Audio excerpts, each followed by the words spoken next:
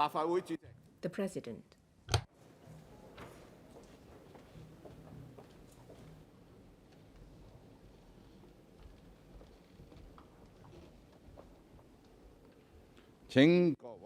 Members, please stand while the Chief Executive enters the chamber.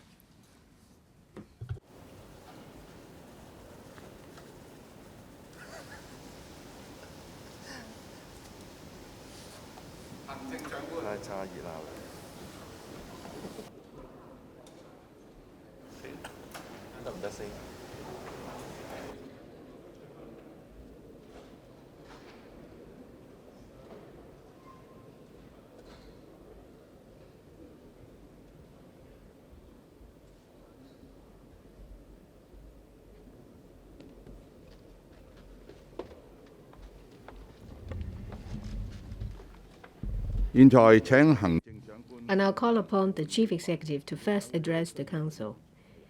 If you feel so inclined, Chief Executive, you may remove your mask.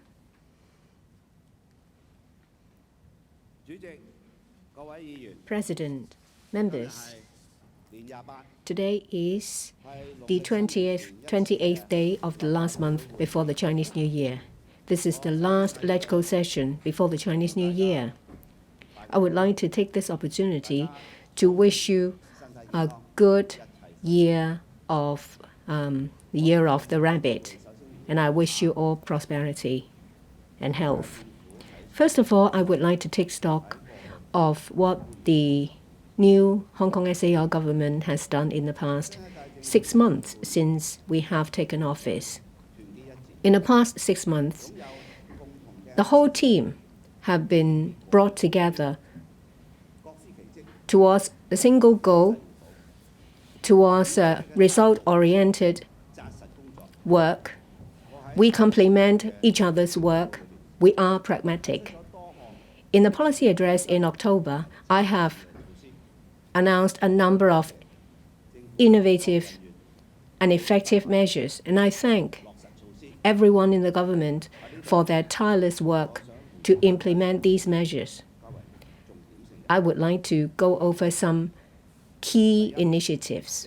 First, the setting up of the Steering Committee of Integration into National Development and the Steering Committee of the Northern Metropolis. We've had our first meeting. The next step is to dovetail the initiatives under the 14th Five-Year Plan, the development of the Greater Bay Area, as well as other national strategic developments. We want to use the Northern Metropolis as a development engine. Second thing is the setting up of the office of the OASE, that is the Office for Attracting Strategic Enterprises, and we have also set up dedicated teams for attracting business and talents in Hong Kong to focus on attracting talents from other places. We will take a proactive approach. We will knock on doors to attract and compete for talents. We will also make use of innovative measures. We will be on the offensive to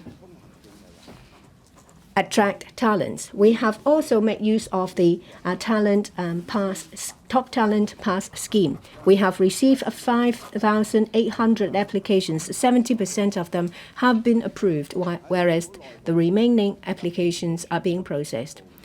The Immigration Department and relevant departments under the Talent Services Unit will provide one-stop service for talents from different fields. We also have $30 billion of co-investment fund.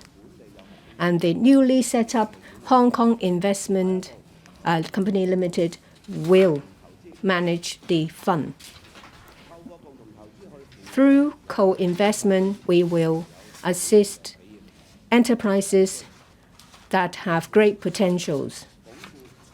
The government will also consolidate our advantages and will develop a new development impetus that includes consolidating our status as an international financial services center and will actively promote ourselves as an innovation center. Within last year, we have introduced a bill to provide waiver of a profits tax for family-owned investment vehicles to enable them to expand their businesses in Hong Kong. We have also introduced an amendment to the stamp duty to launch the dual counter market maker scheme. On innovation and technology, we have launched an innovation technology blueprint. We will actively develop Hong Kong into an INT center. Apart from this blueprint, we have also launched a blueprint for primary healthcare and a blueprint for youth development. These are to take forward the measures mentioned in the policy address. There is also the District Matters Coordination Task Force headed by the Chief Secretary for Administration. We have cleansed over 650 black spots and have maintained the environmental hygiene of over 3,700 public places.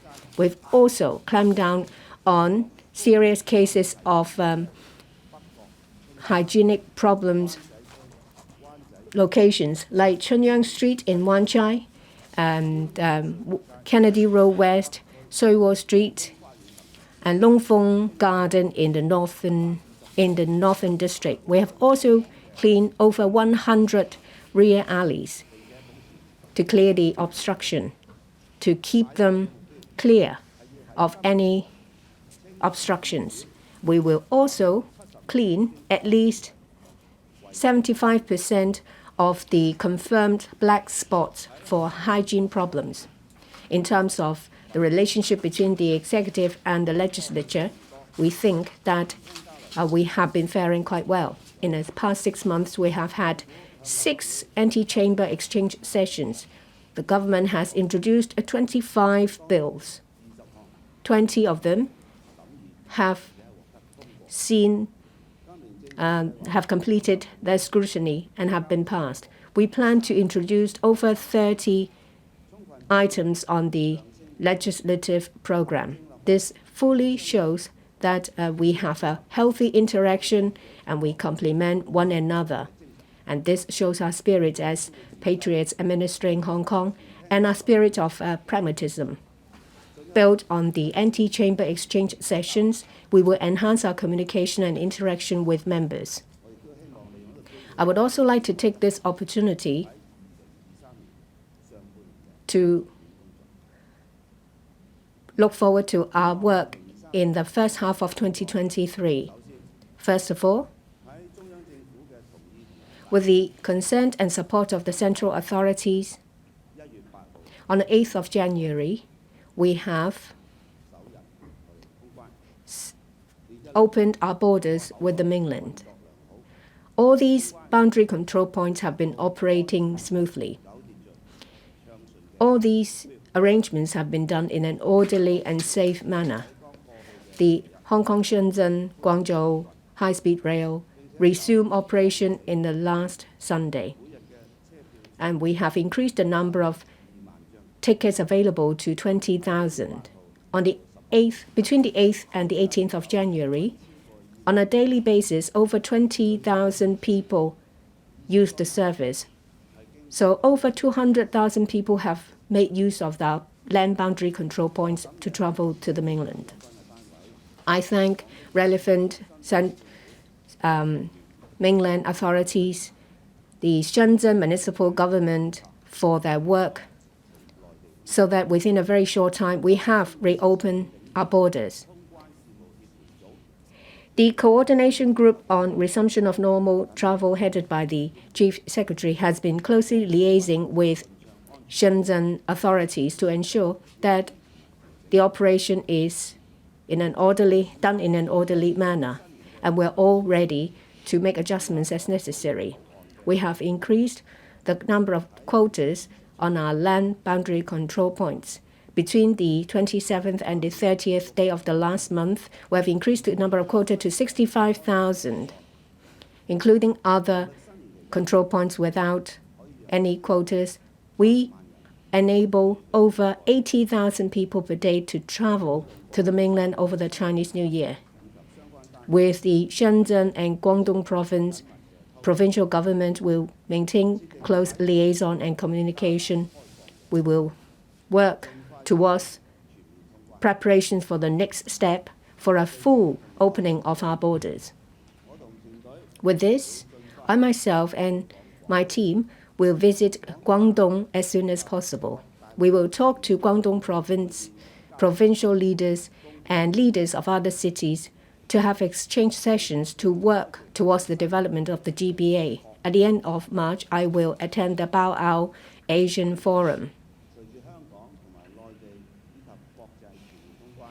With the reconnection with the mainland and other places of the world, I believe that travel by air, sea, and land will become normal.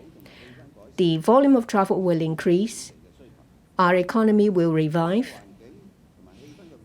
With a positive change in the economic environment, our GDP will climb again. We have to seize these great opportunities. We need to work hard and floor the pedal towards economic revival. I myself and my team will actively visit other places and tell good stories of Hong Kong. We will also work with the business sector, professional services, and trade sector to promote Hong Kong. The government will organize a series of events, including international seminars, exhibitions, mega events, as well as sports events. At the beginning of next month, there will be a series of large-scale Hello Hong Kong publicity campaign. We will promote Hong Kong to the international arena that we have resumed normalcy. We will work with the Tourism Commission as well as the Tourism Board to attract visitors from the mainland and from other places for them to come back to Hong Kong. In the first half of this year, we will launch various mega events, including the Hong Kong Marathon, Hong Kong Rugby Sevens 2023, and other major events.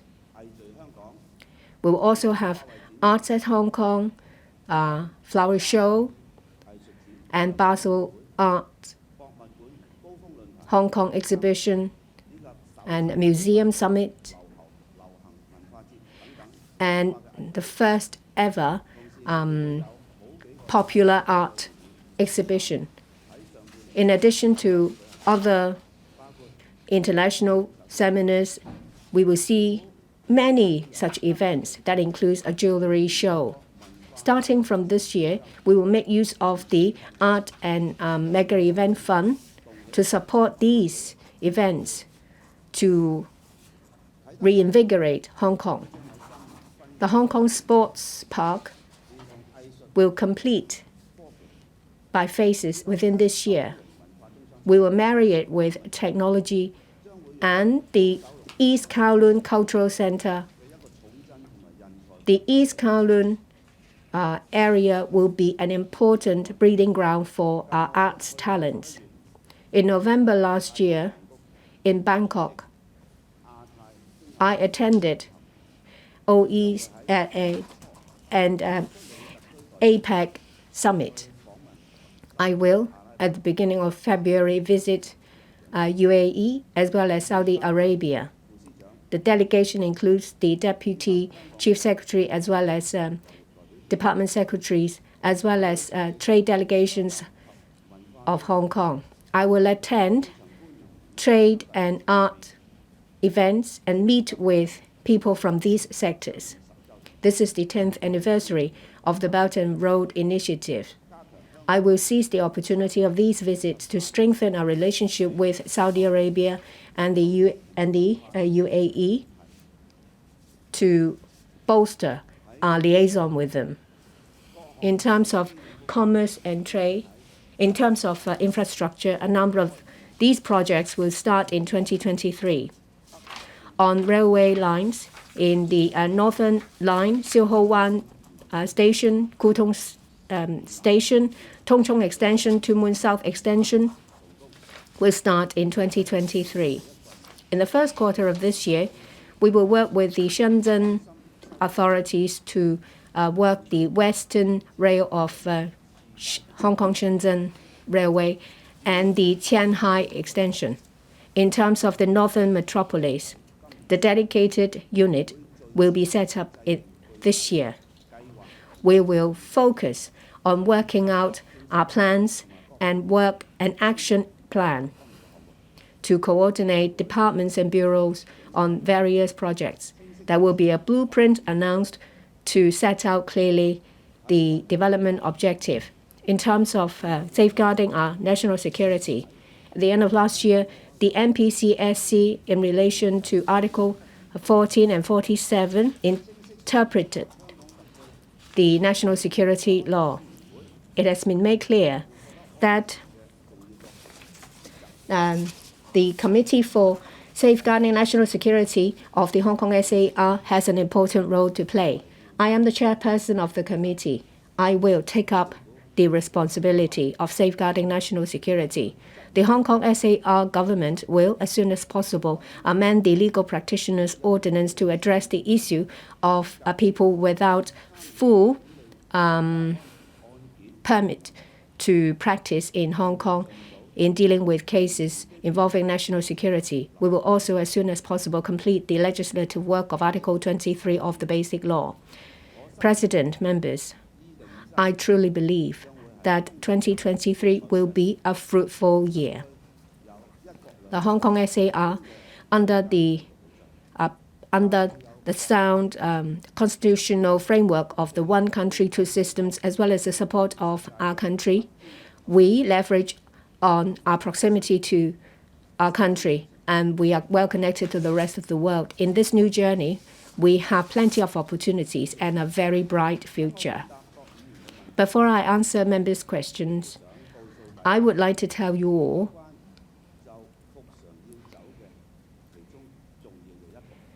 that there is an important step to be taken before resumption of normalcy. This is about the isolation order.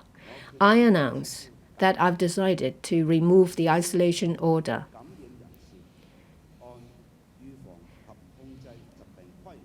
Confirmed cases under 599A of Prevention and Control of Diseases Ordinance will not be put under isolation order. This will be removed on the 30th of January. I have made the decision based on these factors. First, vaccination rate for second dose and the third dose in Hong Kong have reached 93% and 84%. In addition, in the fifth wave of the outbreak, large number of our population have been infected, and they have had their antibodies boosted, which means that the effective vaccination rate, it has been pushed up to 95%. We have a very sound barrier of immunity. Those who have been vaccinated, if they contract Omicron, most of these cases exhibit mild symptoms. With the 3 years of fighting the epidemic and the evolvement of the virus, coupled with our enhanced capacity to fight the epidemic and effective medication available, our risk level has changed and has been reduced. We have opened our borders for over 10 days. The risk of infection has not been increased. The epidemic situation has been alleviating.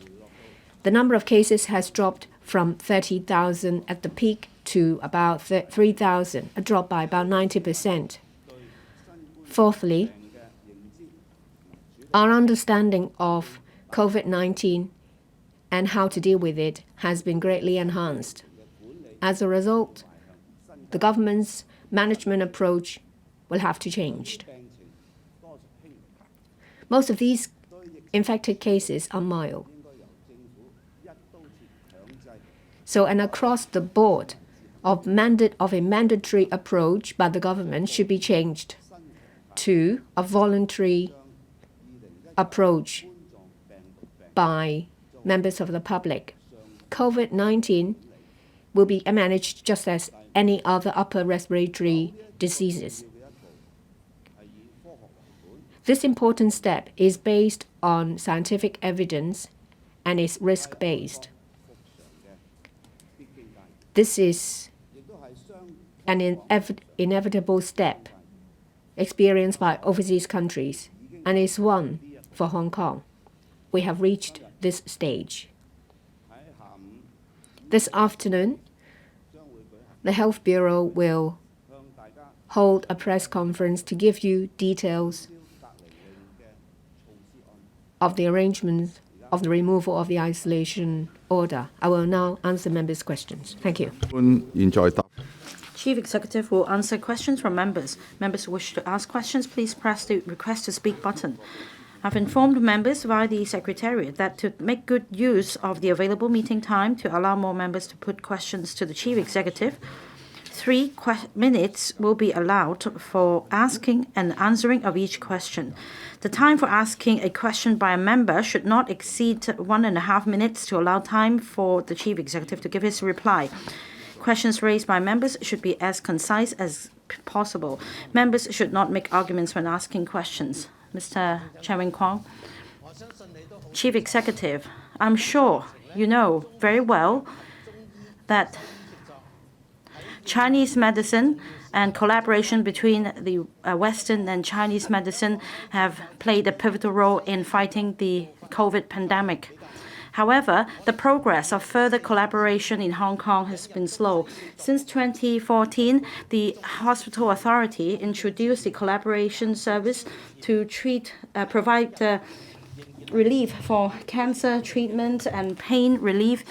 But at the moment, the collaboration still only focuses on the 3 kinds of diseases I mentioned.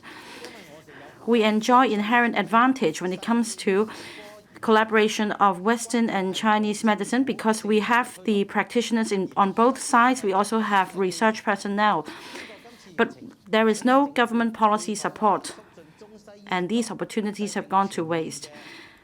My question is whether the government will formulate a comprehensive policy on Western Chinese medicine collaboration. Chief Executive.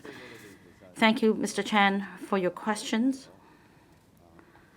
The policy address sets out the Hong Kong government's recognition of Chinese medicine and the essential role that Chinese medicine plays in our healthcare system. We have a Chinese medicine hospital. We also have the post of Commissioner of Chinese Medicine, who will conduct a comprehensive review on the system to ensure that Chinese medicine can make greater contribution to the healthcare system. Now, there are diseases that can be treated through collaboration of Chinese and Western medicine. First and foremost, Chinese medicine provides support and enrich the treatment plan for these diseases. And the scope of this service can be expanded to other clinics. In order to promote the development of Chinese medicine, first of all, we need to improve the system. And that entails training for Chinese medicine practitioners and collaboration with mainland authorities in stepping up training and promoting the research on Chinese medicine and setting standards for Chinese medicine. We also need to enhance public awareness policy-wise, our direction is very clear.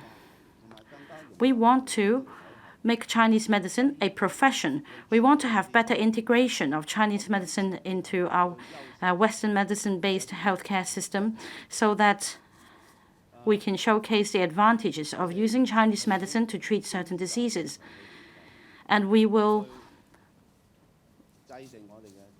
discuss and explore with the Chinese and Western medicine professions to map our way forward.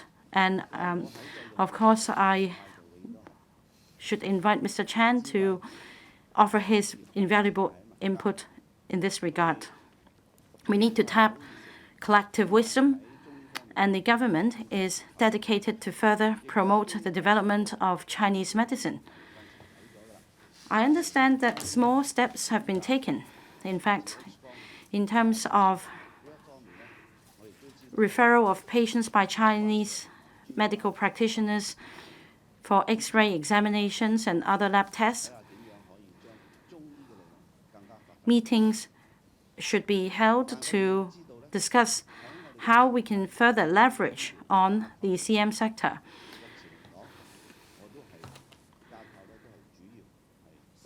Now, as far as our healthcare system is concerned, we have a Western medicine-based system.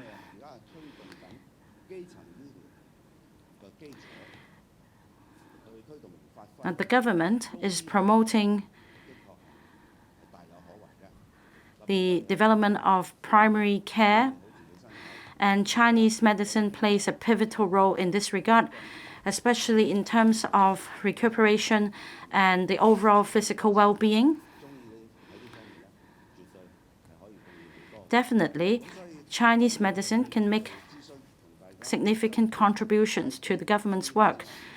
So as we chart our way forward on drawing up a blueprint on Chinese medicine's development, I would invite Mr. Chan and other stakeholders to provide input. Mr. Adrian Ho, according to government papers between 2022-23, recurrent government expenditure increased by $70 billion, up by 16.4% comparing to last year. And between 2017-18 to 2021-22, the recurrent expenditure increased by 36.3% for welfare, 48.7%, healthcare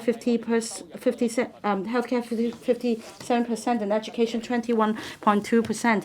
At the same time, there have been fluctuations in the government revenue for stamp duty, land sale income, so on and so forth. They account for 68% of all government revenue, and it's the third year that we have a deficit. Balancing the books is important to the long-term development of Hong Kong. So my question is how the government will balance the books and ensure that we have sufficient income to support expenditure on infrastructure and other development projects. I thank Mr. Adrian Ho for his concern. The Financial Secretary is now conducting budget consultation. So he is the one to answer Mr. Ho's question, and I believe that the Financial Secretary will sincerely listen to views from different sectors of the community, and I thank Mr. Adrian Ho for making constructive comments to the Financial Secretary for his consideration.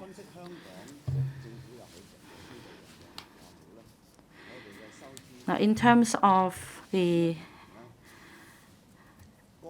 fiscal position of the government and how we balance the books, Mr. Ho referred to the government's revenue and public spendings, and the figures he quoted reflect what happened during the 3-year epidemic in Hong Kong, and we should be glad that we are seeing light at the end of the tunnel, be it reconnection with the world and enhancing our connectivity with the mainland.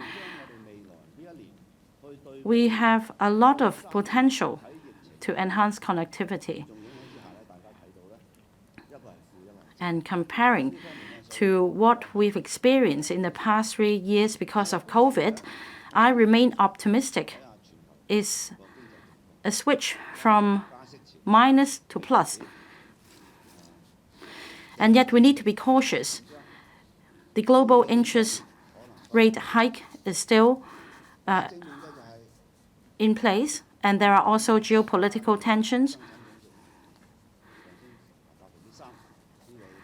In fact, it's just been announced that for our country's GDP or the GNP, it has gone up by 3%. So this is another positive factor. Externally, there are global challenges. But as far as our country's development is concerned, the locomotive remains in place, and we're foreseeing a more positive growth. So the question for us is how we can also have economic gain in line with the country's development. And as I said, we're going to roll out a number of initiatives. We have more opportunities to help us overcome challenges. In the past 3 years, in midst of the COVID epidemic, there were a lot of difficulties for us. But now, with resumption of normal travel and return to normalcy, there is a lot of expectations from the community. And I have been listening to the views of the tourism sector and the business sector, and these different sectors have been very active in working with the government. So I will make sure that we will spare no effort in this regard. Now, we need to be pragmatic and have regard to the global perspective. My second point is, in terms of government revenue, then we may not be able to tap new sources. There is limited room because there is the public may need to foot the bill if we are to tap new sources of revenue. So what we do now is to go deeper and go wider. For example, we have the positioning of the 8 centers. So we need to enhance the breadth and the depth, and also grasp the opportunities presented to us by the country's development. The other point is we need to go for high quality development.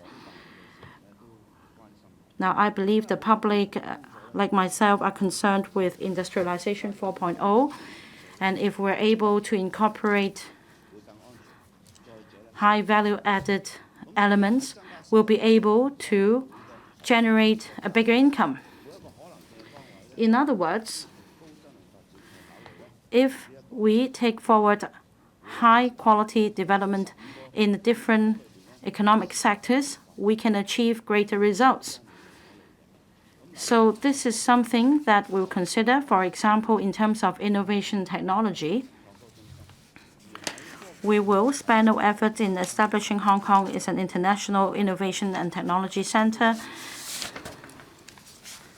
I believe that as a result, we will see an increase in income in these areas. Dr. David Lam. Thank you, President. The development of primary healthcare relies on service by various healthcare disciplines. But in the community, it's not like the hospital. We need professionals. That is, professional registration of healthcare practitioners. However, when it comes to speech therapists, dietitians, clinical psychologists, and audiologists, needs professional registration. For the voluntary registration scheme, it has been in place for 6 years. For these disciplines, we have a sound registration system and has been verified repeatedly by the Department of Health. What is lacking is a statutory registration. Do you have a timetable to launch a statutory registration for these 5 disciplines? Dr. Lam has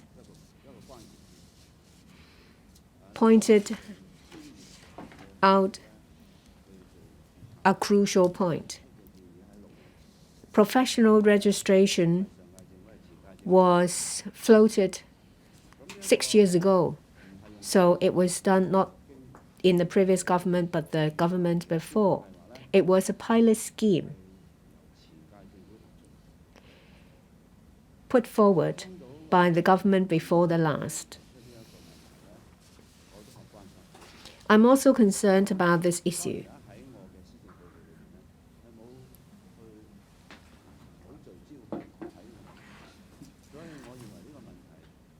Well,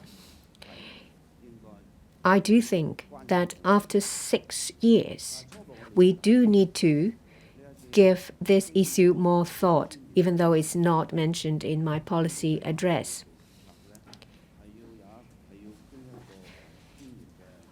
Registration on a voluntary basis will have to be verified by professional bodies. To give accreditation to the professionalism of these disciplines. You have mentioned 5 disciplines. What are the criteria for professional registration? I have asked relevant colleges to give me a report to see what standards they should be reached and what training need to be provided. I asked for reports to be submitted and I will consider them.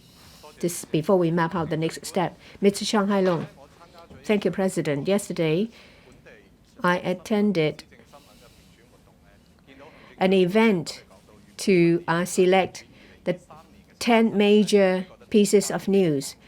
I'm sure that opening of the border will be one of the major piece of news in 2023 because it has been on our mind all the time. Well, since you have taken office, we now see the actual opening of the border. However, we see that last night there are a lot of people queuing up to get tested in Maple Street. People are worried that after the Chinese New Year, they may not be able to get a PCR test done to come back to Hong Kong.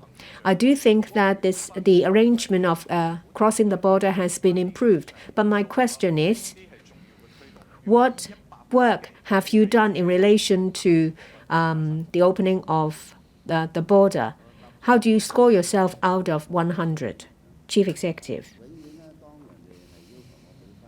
When people ask me to give myself points, I only focus on myself because it is for the general public to assess the performance of my team. Of course, I have standards, and I ask my teams to reach these standards. But we can always improve. Whenever there are problems and issues, they will be tasked to address these issues and make improvements. But a government is here to solve problems.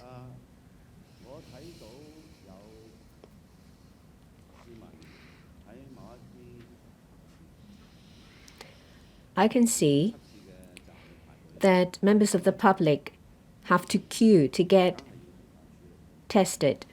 Of course, this is not satisfactory and will have to be handled. We have to find out where the problem lies. Is it the case that we have not provided sufficient number of testing centers? The answer is no.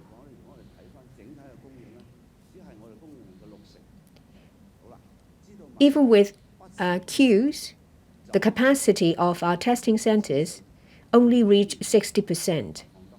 So what is lacking is flow of information for members of the public to know where to go and to avoid queues at certain stations and centers. They can simply go to a different center with available slots. I noticed a news report. I thank the media for doing that. There are at least 20 testing centers with available slots. In the same district, reporters have visited 2 centers, one with queues, the other no. One is McPherson Playground in Mongkok. Well, up to the 20th, slots have been full, but in Arthur Street, there are still available slots. I am the chief executive. When I see members of the public having to queue for hours, it makes me sad. And I put myself in their shoes to feel how they feel. I have asked the Health Bureau and the Innovation and Technology Bureau to improve the availability and dissemination of information so that available slots of 40% of our capacity can be made known to the public so that they can be fully used.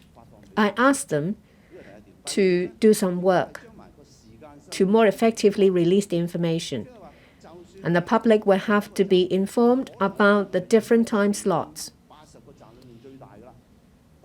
For, say, one center, it may be the largest center of all, but when everyone goes there, there will be queues.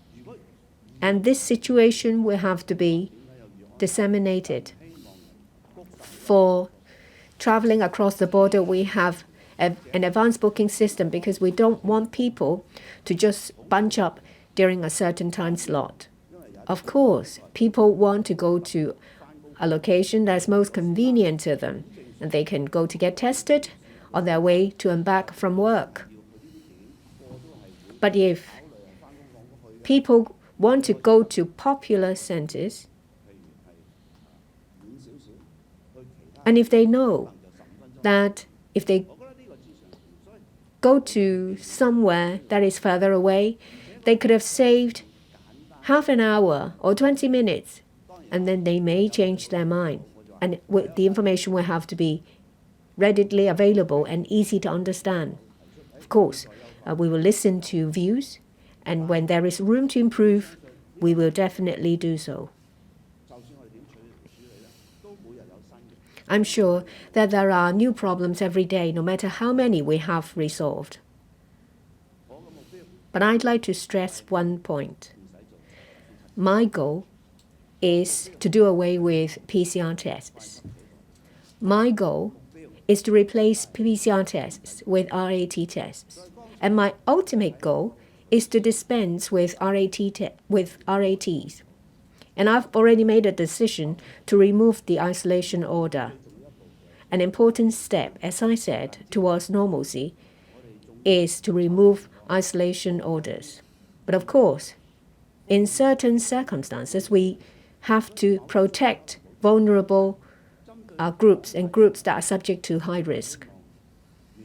For the general public, of course, I hope that there won't be any restrictions. That is the true meaning of normalcy.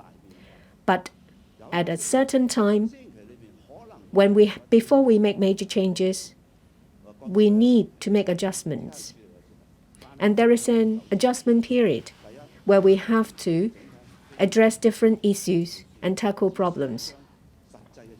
I'm sure that members of the public are most happy to abide by our requirements, but they need the information. So what I want to tell the public is that there is surplus slots and surplus capacity. Even with yesterday's situation, only 60% of our capacity was used. And of course, if any of you see any problems anywhere, please talk to our departments, and say, for example, the Home Affairs Department.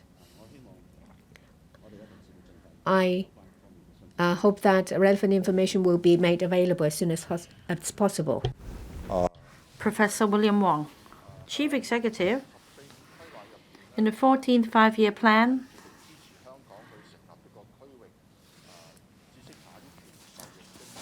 the central authorities support Hong Kong's establishment as a regional IP trading center.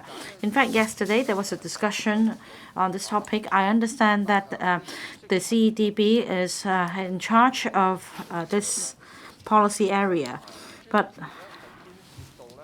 patent is also one important point, and patent involves technology transfer.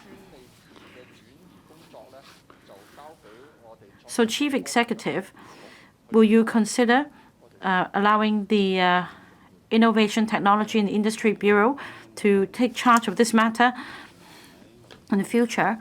I thank Professor Wong for his question. In policy formulation, we often face a very practical issue. In fact, this is not unique to our government. It is also a common issue facing governments in other countries. There may be overlapping of policy portfolios. There may be gaps. So we need to, first of all, be aware of this issue in reality, and then consider how we can achieve effectiveness in policy formulation. Now, Professor Wong refers to technology, and in fact, we also have patents for designs in the creative industries. So it is difficult to have a dedicated department to oversee matters relating to IPs in technology transfers, in, say, art design, graphic design.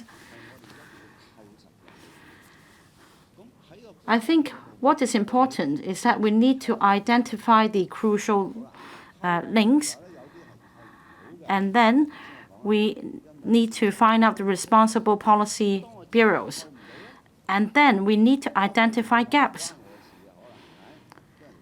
Let's say if there is a gap, if the relevant department does not have the legal mandate, the department may say that it has nothing to do with this matter. And then it's for me to give a direction for the department to take it up.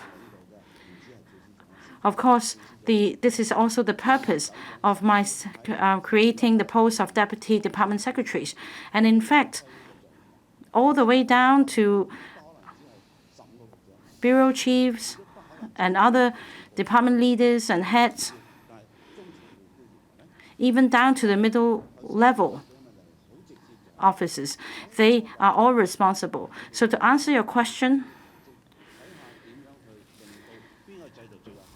we need to do our level best and see what system works best. Of course, when it comes to innovation technology, the ITIB will be in the best position to take it up. So this will be the major bureau responsible. But when it comes to intellectual property, we need to have regard to the legal framework. We need to have regard to international standards and also professionals who can meet the international training requirements. So I believe, at least as far as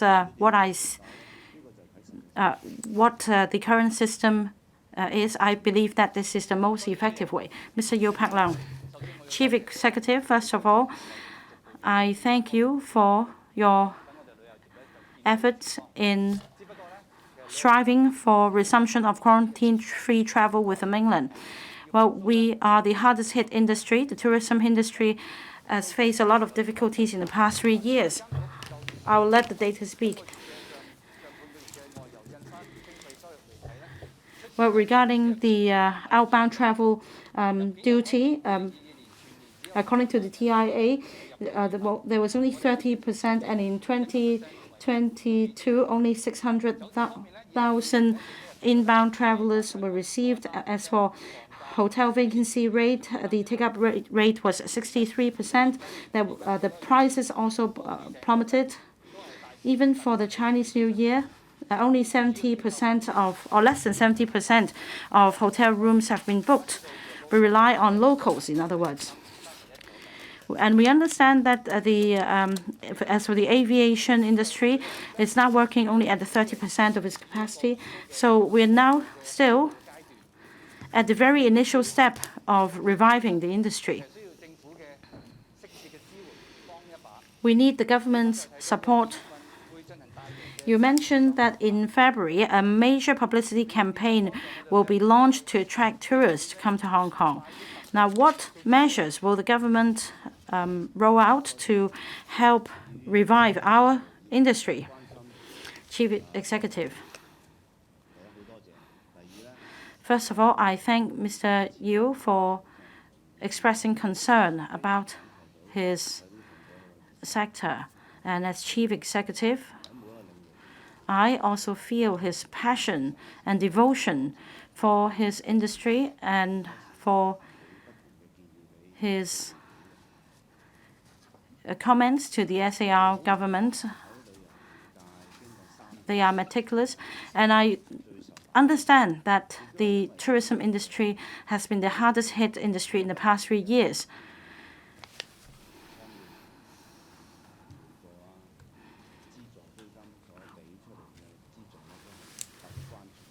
And we have been going the extra mile in helping this industry under the Anti-Epidemic Fund and other subsidy schemes.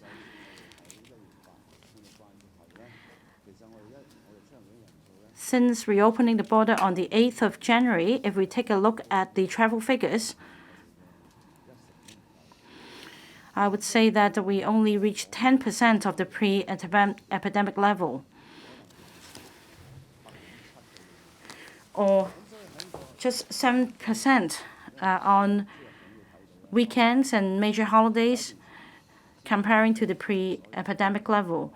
So it will take some time before we see a true revival of the economy. We still have some measures in place under the Anti-Epidemic Fund. For example, we subsidize the running of green eco tours and heritage tours.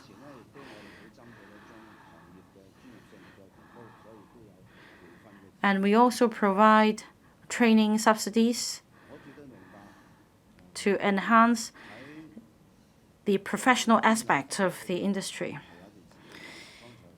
I understand that it will take some time for the capacity of the industry to be resumed.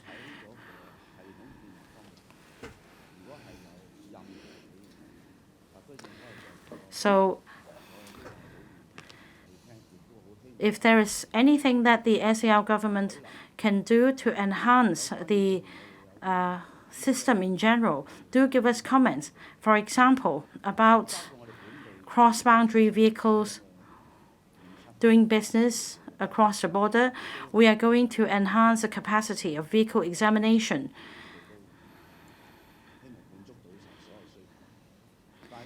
The SAR government strives to meet demand. But on cross-boundary issues, we need to work with the other government as well. And on cross-boundary vehicles, the Transport and Logistics Bureau and the Security Bureau are sparing no effort in this regard, because the Public Security Bureau of the mainland is responsible for vehicle examination. There are still problems to be resolved, but I appeal to your understanding that the government is indeed making an all-out effort in tackling them.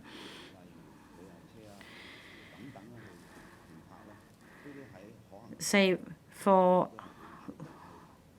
leasing space for the parking of coaches, the government also makes an all-out effort. And we want to shorten this transitional period as much as possible. And a joint effort is required. We need to mobilize everyone to tell the good stories of Hong Kong. We need to make an extra effort, and that is why I'm going to lead delegations to tell the world the good stories of Hong Kong, and the Financial Secretary, meanwhile, is also doing the same. So,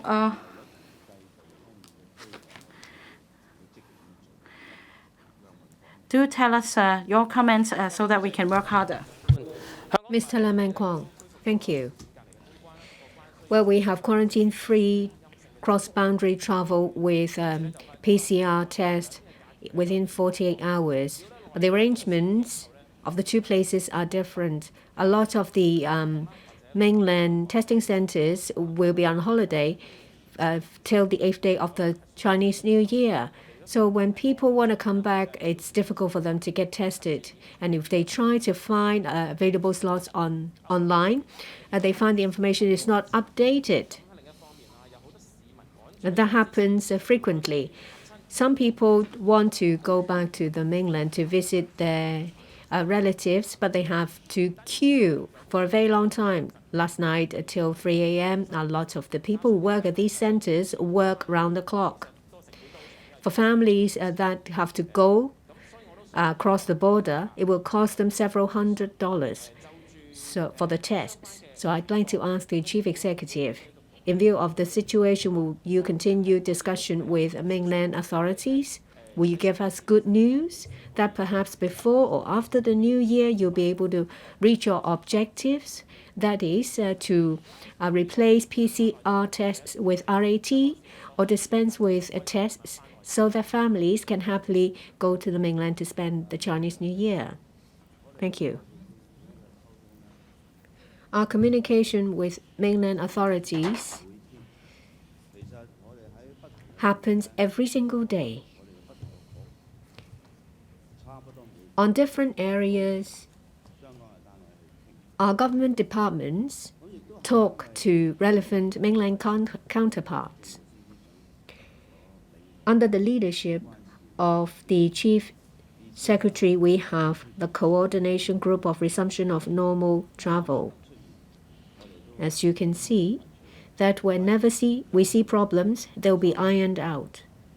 It's mentioned that children under the age of 3, they don't have to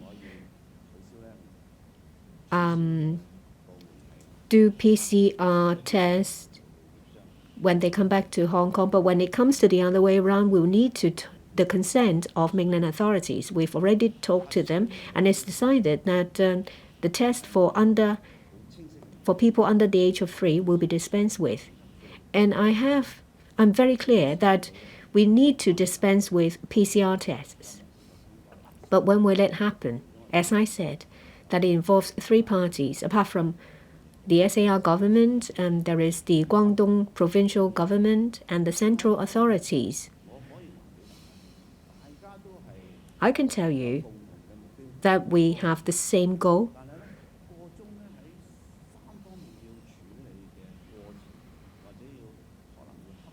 But there is a procedure and a process to go through by all three parties. We are unable to divulge every details, but I can tell you that with every discussion, there is improvement. You hear about it once every 2-3 days. And thus, back to the point I mentioned, we talk every day and we make progress within very short time. I do agree that before PCR tests are dispensed with, there are some other problems that we need to address. It may not happen overnight, but we do hope that if we can do it as soon as possible, we will do it. And I would like to surprise you with good news. We have good intentions, but at the same time, we have to plant our feet on the ground firmly. We need to identify areas that are within our control. For these, we're more confident. And there are areas that we need consent of all three parties. Regarding PCR tests, it's an issue that involves all three parties. You need to give us time, but I am optimistic. In a medium term, I'm aware of the unsatisfactory situation yesterday. However, the capacity was only 60%. We need to disseminate information effectively for the general public to know. With the mainland, there are designated portals where you can visit to get information. So if you have access to such information, then you will get accurate information and there won't be any wasted trips. Well, you need to make available information and make it available effectively so that members of the public will be fully informed. And I've been asking relevant bureaus and departments to communicate all information well to the general public. And whenever they hear about problems, they should be resolved. In terms of replacement of PCR tests with RAT and on which area we can start with, we will have to map it out. Regarding students, well, they should be given priorities. That is very clear. That is in terms of cross-boundary students. That is well within our control and is easier to handle. Members of the public know about the work undertaken by the government and the degree of difficulty of these tasks. Well, when they are fully informed, then they will have more confidence. Dr. So Chang-Wing, Hong Kong is the biggest offshore renminbi business hub.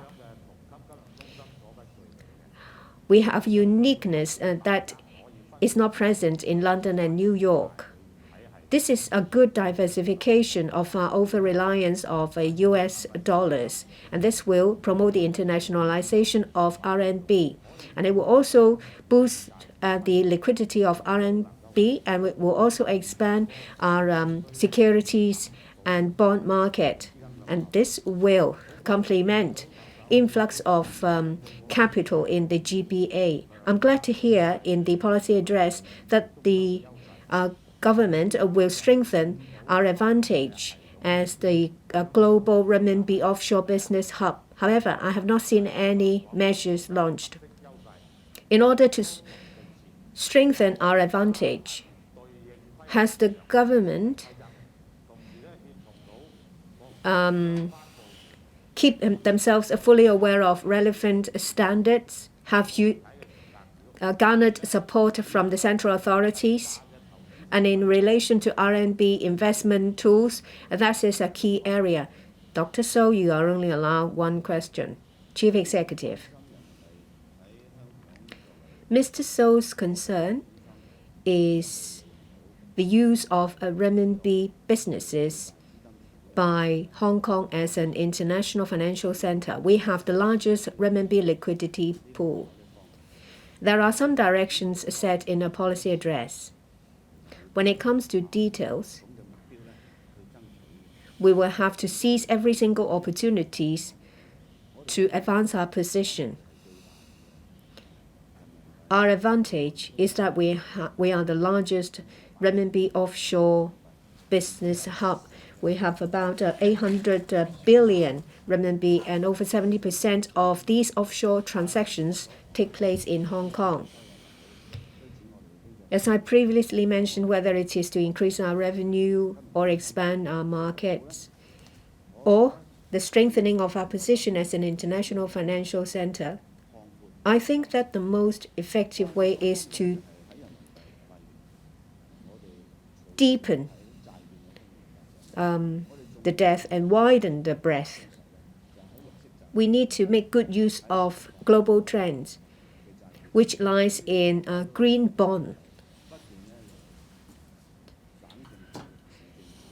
Municipal governments, provincial governments have been issuing bonds, RMB bonds.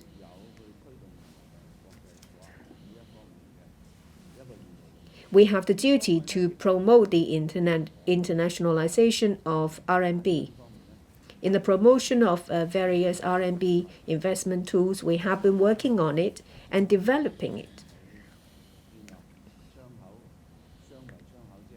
With the dual counter approach, with the dual counter tranche, the bill has been passed. This is conducive to widening the breadth and depth of RMB business. And every time I visit overseas or with visits but done by the financial secretary, the monetary authority, or the financial services and the treasury, we have been stressing our development of RMB businesses. In some overseas countries, they use RMB in their transaction. How do they make good use of RMB, but with so that it can be used in a diversified way? Regarding asset management and liquidity, and I have been showcasing Hong Kong's position. A lot of investors use Hong Kong to boost the liquidity of RMB. Regarding the southbound trading and northbound trading of Stock Connect, of course, we would like to see more RMB products. There are also some derivative products that are denominated in RMB. There are many ways to promote these products.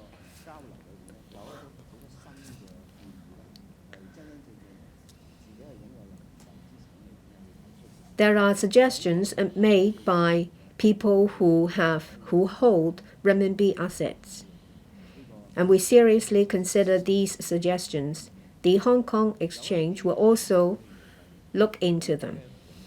Say for ETF denominated in renminbi,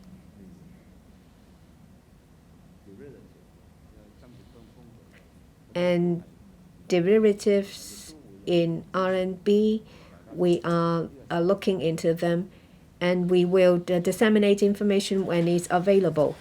Mr. Stanley Ng. Thank you, President. As the Chinese New Year approaches, may I first of all wish you, Chief Executive, prosperity and the prosperity of Hong Kong under your leadership. Now, we wrote spring couplets, and I started with this one, which means turning from order to prosperity.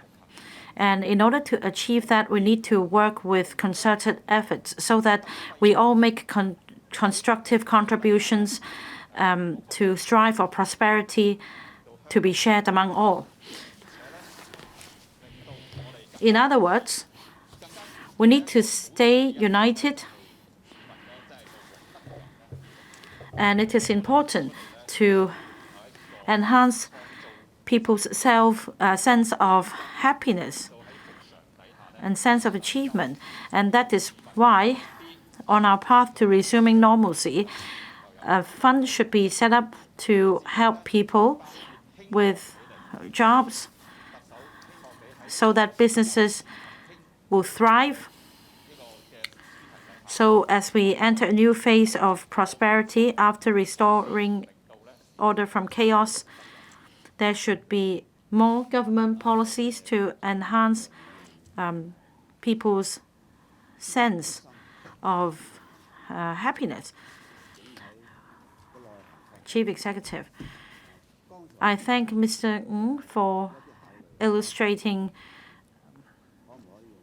what exactly this phrase means.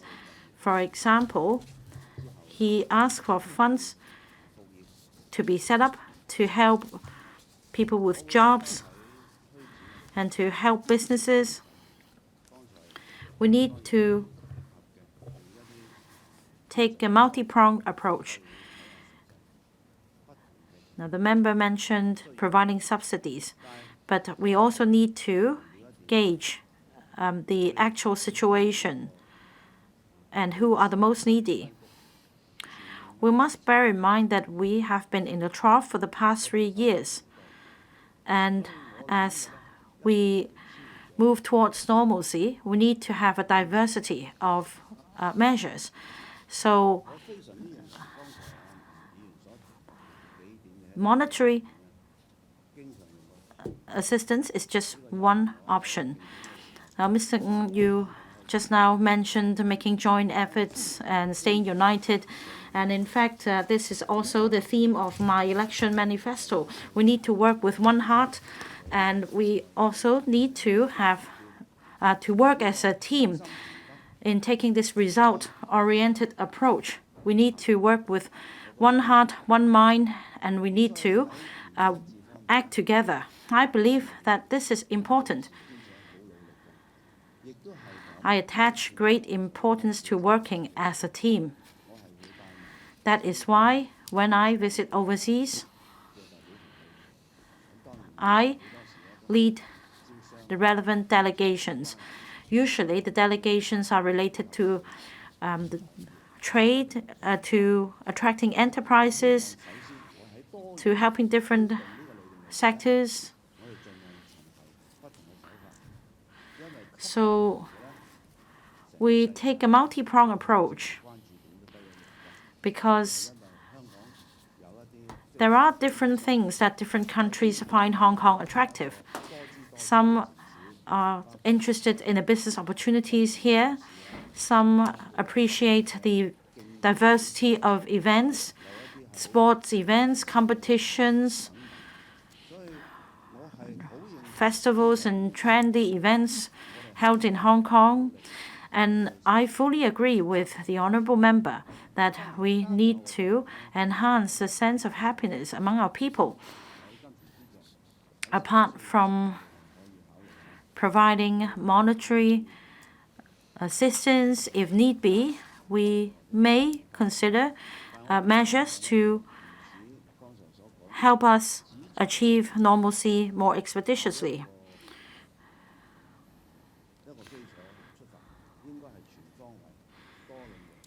However, we should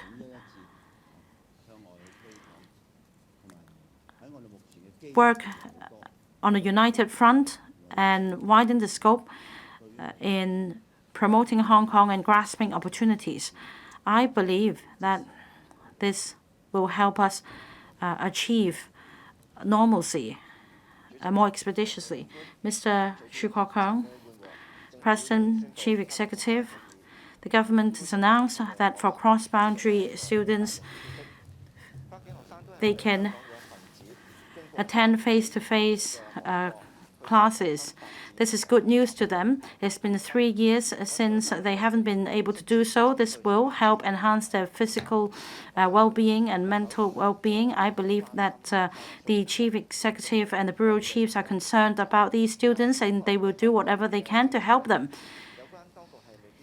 However, for students living near Shuttlecock, as Shuttlecock border has not been fully open, students need to take an extra 2-hour journey to and from the school every day.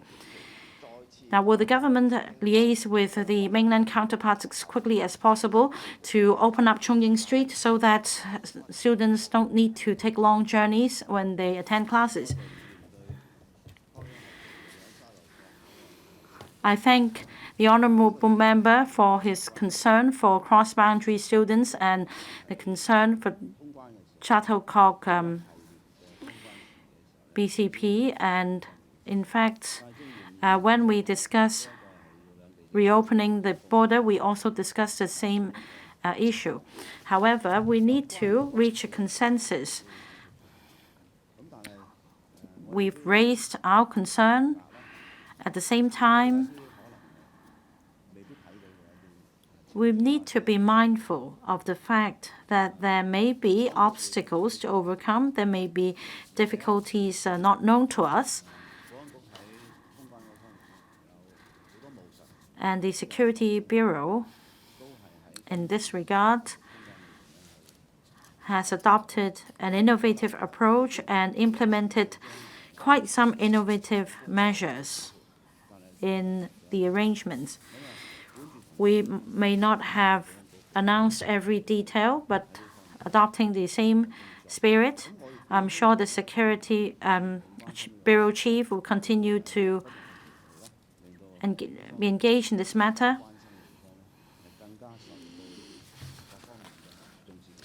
And I'm sure that your concern is shared by many.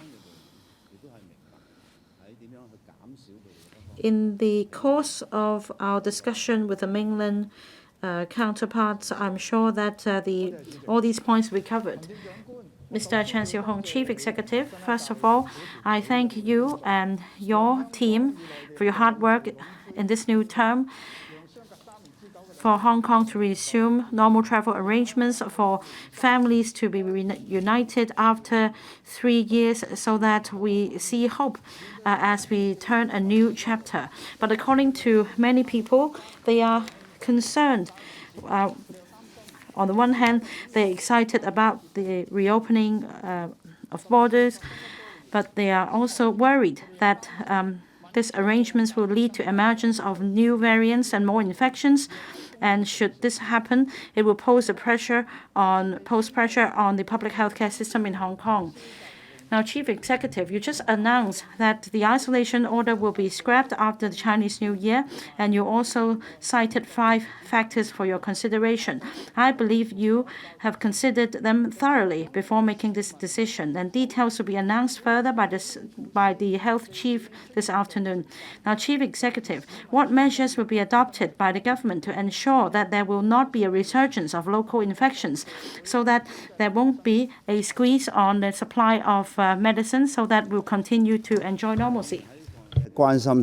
Chief Executive, I thank Mr. Chen for his reminders and his concern. And I'm grateful for your words of encouragement and appreciation. I am the Chief Executive. It's my job to do well. And if I don't do well enough, I have to strive to do better. So I welcome comments and views. Opening the border is a major issue and is good news. I am the Chief Executive. This is good news, and this is good news to everyone, and we don't want any blemish. So I attach a lot of importance to this. As a result, I have asked the Chief Secretary to lead the relevant group. Opening the border is not just about the border. there are other issues that have to be addressed by the coordination group on resumption of normal travel. Citing an example is availability of drugs and medication. That is discussed by the coordination group, and I have asked about it. The Health Bureau has liaised with pharmaceutical company representatives and pharmaceutical manufacturers. They are trying to find solution. It seems that the situation is under control, but it doesn't mean that it won't one day get out of control. I do find certain principles very useful. We need to tell members of the public about these problems in a courageous way. We tell the public that there may be certain situations happening because people don't like it when the government is in the dark. So we need to tell the public that we're aware of the problems and that we're working on it. When we work on the problem, we need to tell the public the difficulties we encounter when trying to resolve the problem. Say, for example, long queues for testing centers. We need to tell the public that it's not a matter of short in supply. We have spare 40% of capacity.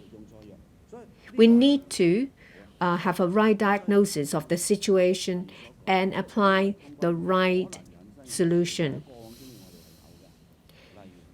Issues related to opening of the border is something that we have encountered before. Say, for example, parallel goods, obstruction of streets, hygiene problems. These are issues that the coordination group will tackle. The Deputy Chief Secretary has set up a unit to handle that as well. What is the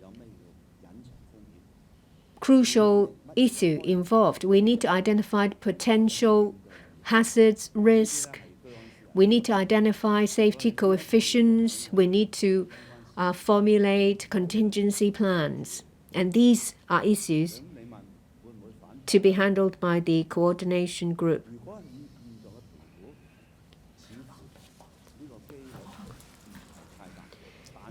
Well, and as to whether there will be a resurgence of the epidemic, of course, we should stay vigilant.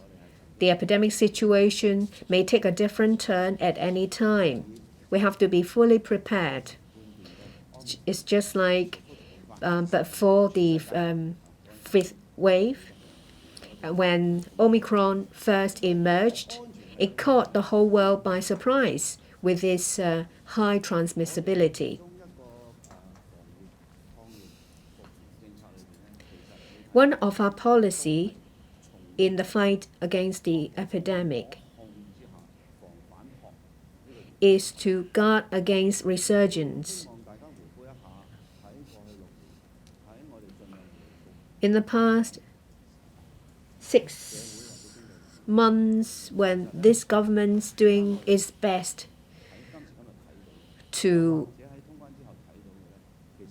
work towards normalcy, we see that the situation is a recurrence, something that we have seen before. Say, for example, we remove centralized isolation, and then there is 0+3 quarantine. When we look back, we realize that we have handled it well. We handle it in a safe and orderly manner. We will actively work on it. And we want the general public to think that we have done well enough. we are fully alive to the situation that there may be many unexpected situations that will emerge, and it's a piece of information that I share every day with my team. And I can tell the member that we stay vigilant. If you identified any weak links, please let us know. Staying vigilant is a good thing. Opening the border is a good thing. It's always a good thing. Mr. Xiu Ka-fai. Hello, Chief Executive. Previously, I asked the former Chief Executive, Mrs. Carrie Lam, that a colorful participation from people of different political spectrum here is a good thing. In your policy address, I see that you have focused on attracting enterprises and talents. If that is the case, then the business sector will shine again. But if you want to develop the economy and to attract businesses and talents, then you need more work. Tommy Zhang told me that there is a manpower shortage of 30,000. Frankie Yik told us that in the transport sector, drivers are usually in their 70s and there is a manpower shortage. And for the F&B sector, last year, even if you raise the pay by 10 to 20%, you still have recruitment difficulties. And I heard from the construction sector that they are concerned about manpower shortage. And in the hotel industry, they are also worried about a shortage in staff. So would you consider importation of labor to address the issue? Thank you, President. Thank you, Mr. Xiu. Indeed, we have a wide spectrum in the community. And let me quote this saying in English. Well, it takes all sorts to make the world, and that is why equally in Hong Kong, we need people from all walks of life, from different backgrounds, to build the society here and to build a home for us. The business sector is a major contributor to our development. The business sector drives development, provides jobs, help us shine on the world's stage. At the same time, the labor sector provides the footing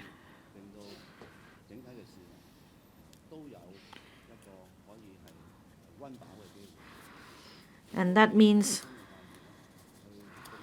people can make the ends meet. They can make a living, and the labor sector makes contribution so that we maximize what we can share, because the labor sector is the largest sector in Hong Kong.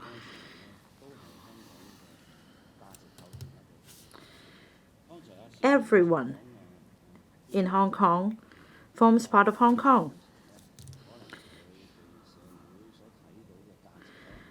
Now, Mr. Xiu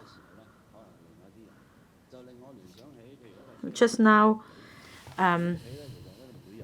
gave this analogy. It's like the brake lining, and that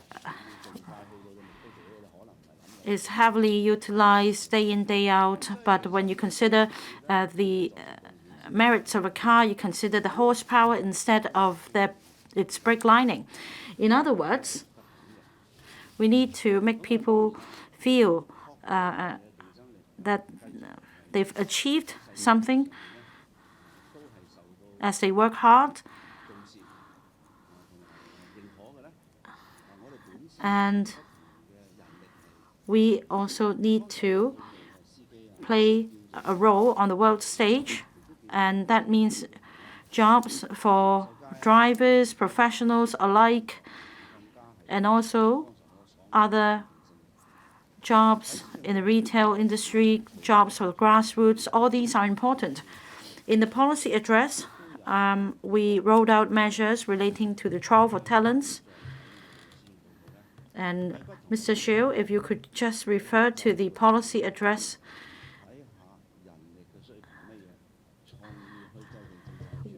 You will find that we do have policies formulated on the basis of the manpower needed for different sectors.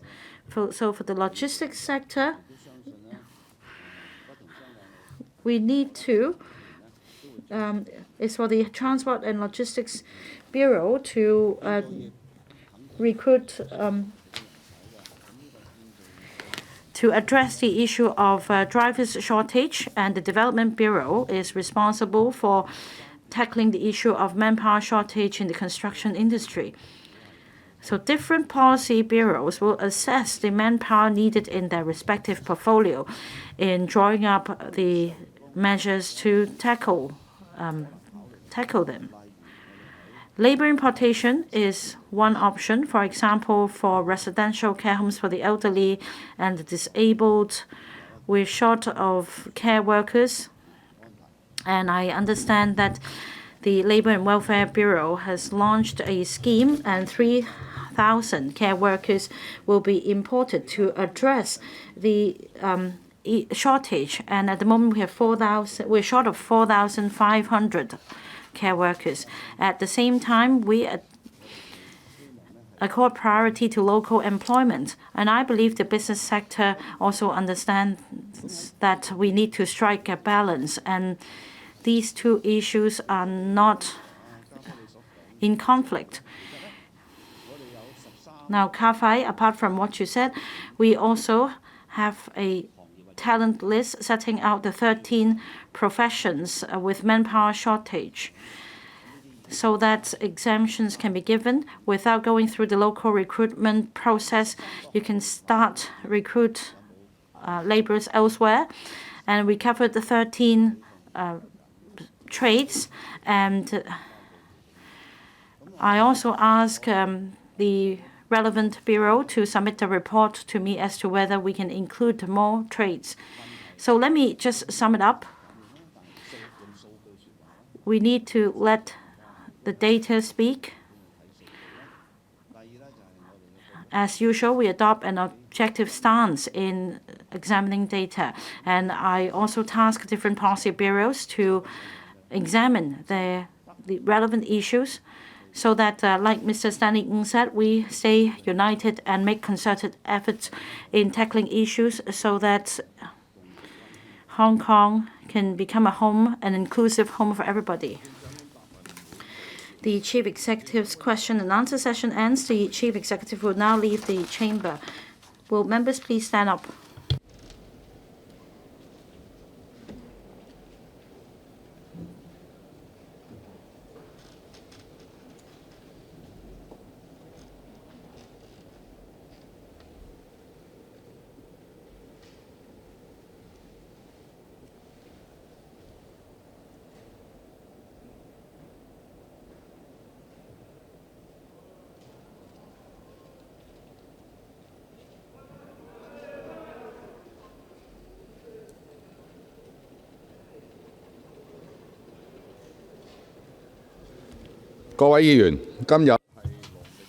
Members, this is the last meeting before the Chinese New Year. In the Year of Rabbit, I wish everyone prosperity and good health. I also hope that the Chief Executive will continue to lead Hong Kong to enter a new phase of prosperity in the Year of Rabbit. I now adjourn the Council until 11 a.m. on Wednesday, 8th of February 2023.